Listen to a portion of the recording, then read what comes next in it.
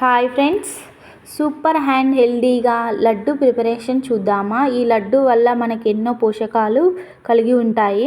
ఇవి హెయిర్ లాస్కైనా ఆరోగ్యానికైనా చాలా మంచిది. నేను అన్నీ 1 కప్ అయితే తీసుకున్నాను. 1 కప్ పల్లీలు, 1 కప్ అవిసె గింజలు, 1 కప్ నువ్వులు అయితే తీసుకున్నాను. 1 కప్ బెల్లం కూడా తీసుకున్నాను. ఇవి బాగా వేయించుకొని ఒక ప్లేట్లోకి తీసుకోవాలి. తర్వాత నేను నువ్వులు కూడా 1 కప్ తీసుకున్నాను. అవి కూడా వేయించుకున్న తర్వాత అవిసె గింజలను అయితే వేయించుకోవాలి.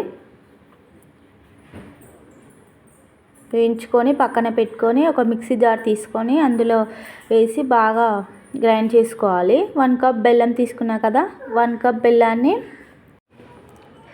ఈ బెల్లాన్ని కరిగించడానికి కొన్ని వాటర్ అయితే తీసుకున్నాను.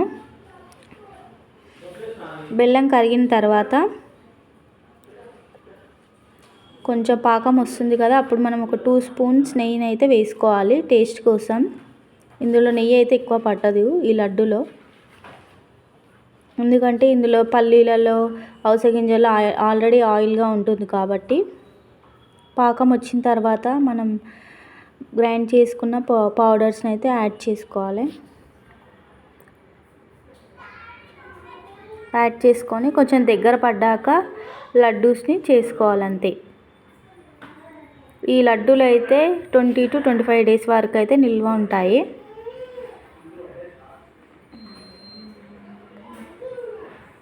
అంతే friends, video bye bye. Like చేయండి, సబ్స్క్రైబ్ చేయండి.